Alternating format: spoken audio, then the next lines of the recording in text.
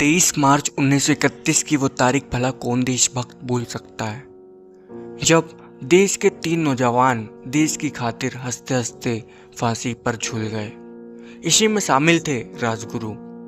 शिवराम हरि राजगुरु का जन्म भाद्रपद के कृष्ण पक्ष की त्रयोदशी संवत 1965 विक्रमी तदनुसार सन 1908 में पुणे जिला के खेड़ा गांव में हुआ था। 6 वर्ष की आयु में पिता का निधन हो जाने से बहुत छोटी उम्र में ही वे वाराणसी विद्या अध्ययन करने एवं संस्कृत सीखने चले गए थे। इन्होंने हिंदू धर्म ग्रंथों तथा वेदों का अध्ययन तो किया ही, लघु सिद्धांत कौमुदी जैसा क्लिष्ट ग्रंथ बहुत कम आयु में कंठस्थ कर लिया था। इन्हें कसरत का बेहद शौक था और छत्रपति शिवाजी की छापामार युद्ध शैली के वे बड़े प्रशंसक थे। वाराणसी में विद्या अध्ययन करते हुए राजगुरु का संपर्क अनेक क्रांतिकारियों से हुआ। चंद्रशेखर आजाद से इतने अधिक प्रभावित हुए कि उनकी party Hindustan socialist Republican army से तत्काल जुड़ गए। आजाद की पार्टी के अंदर इन्हें रघुनाथ के छद्म नाम से जाना जाता था, राजगुरु के नाम से नहीं। पंडित चंद्रशेखर आजाद, सरदार भगत सिंह और यतीन्द्र नाथ दास आदि क्रांतिकारी इनके अभिन्न मित्र थे।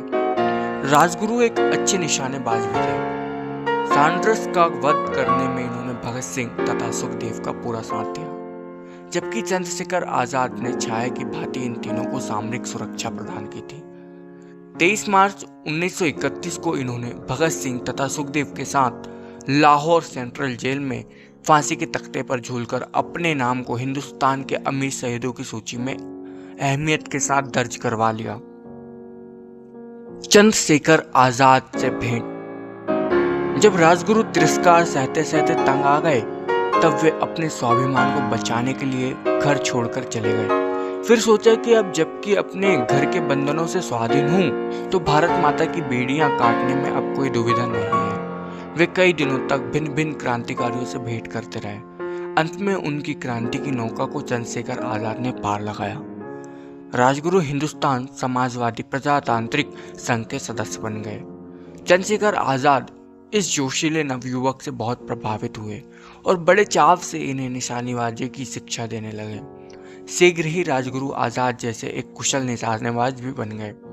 कभी कभी चंद्रशेखर आजाद इनको लापरवाही करने पर डांट देते, किंतु यह सदा आजाद को बड़ा भाई समझकर बुरा न मानते। राजगुरु का निशाना कभी चूकता नहीं था। बाद में दल में इनकी भेंट भगत सिंह और सुखदेव से हुई। राजगुरु इन दोनों से ही बड़े प्रभावित हुए। क्रांतिकारी जीवन। दोस्तों, 1925 में काकोरी कांड के बाद क्रांतिकारी दल बिखर गया था।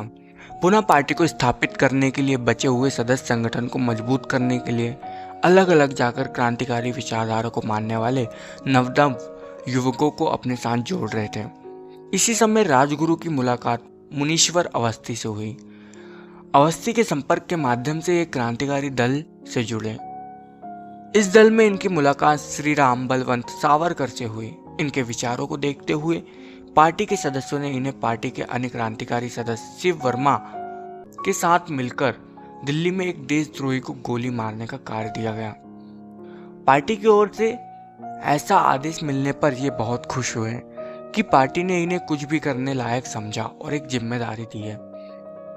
आपको बताएं, पार्टी के आदेश के बाद राजगुरु कानपुर डीएवी कॉलेज में शिव वर्मा से मिले और पार्टी के प्रस्ताव में बताया गया। काम को करने के लिए इन्हें 2 बंदूकों की आवश्यकता थी, लेकिन दोनों के पास केवल एक ही बंदूक थी।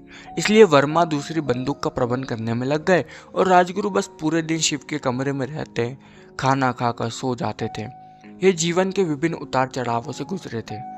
इस संघर्ष पूर्ण जीवन में ये तो बदल गए थे, लेकिन अपने सोने की आदत को नहीं बदल पाए। शिव वर्मा ने बहुत प्रयास किया, लेकिन कानपुर से दूसरी पिस्तौल का प्रबंध करने में सफल नहीं हुए। अतः इन्होंने एक पिस्तौल से ही काम करने का निर्णय लिया और लगभग 2 हफ्तों तक शिव वर्मा के साथ कानपुर रुकने के बाद ये दोनों दिल्ली के लिए रवाना हो गए।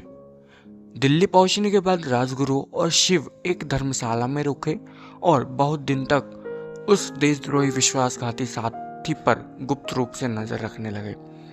इन्हें सम्मान देखें तो राजगुरु के जन्म शती के अवसर पर भारत सरकार के प्रकाशन विभाग ने उन्हें संभवतः पहली बार कोई पुस्तक प्रकाशित की। इस सराहनीय प्रयास के लिए न केवल प्रकाशन विभाग धन्यवाद पात्र है, बल्कि उस लेखक को भी कोटि कोटि बधाई है जिसने इस क्रांतिकारी की जीवन लीला से सभी को परिचय कराया। पुणे का वह खेड़ा गांव जहां राजगुरु का जन्म हुआ था, अब उसे राजगुरु नगर के नाम से जाना जाता है। राजगुरु के बारे में मुख्य तथ्य देखें तो 24 अगस्त 1908 को महाराष्ट्र के खेड़ा नामक स्थान पर इनका जन्म हुआ। जलियांवाला बाग हत्याकांड के बाद देश सेवा के लिए अपने आप को समर्पित करने का इन्होंने संकल्प लिया। 1923 को 15 वर्ष की अल्पायु में घर का त्याग कर दिया इन्होंने। बनारस में रहकर संस्कृत और लघु कौमुदी के सिद्धांतों का अध्ययन भी किया इन्होंने। 1924 में क्रांतिकारी दल से संपर्क और HSRA के कार्यकारी सदस्य भी बने। 17 दिसंबर 1928 को लाला लाजपत राय पर लाठी से प्रहार करने वाले JP सैंडर्स की गोली मारकर हत्या करने में सहायता की इन्होंने। 20 दिसंबर 1928 को भगत सिंह के नौकर के रूप में लाहौर से फरारी हुए। 30 सितंबर 1929 को पूना में गिरफ्तारी हुई।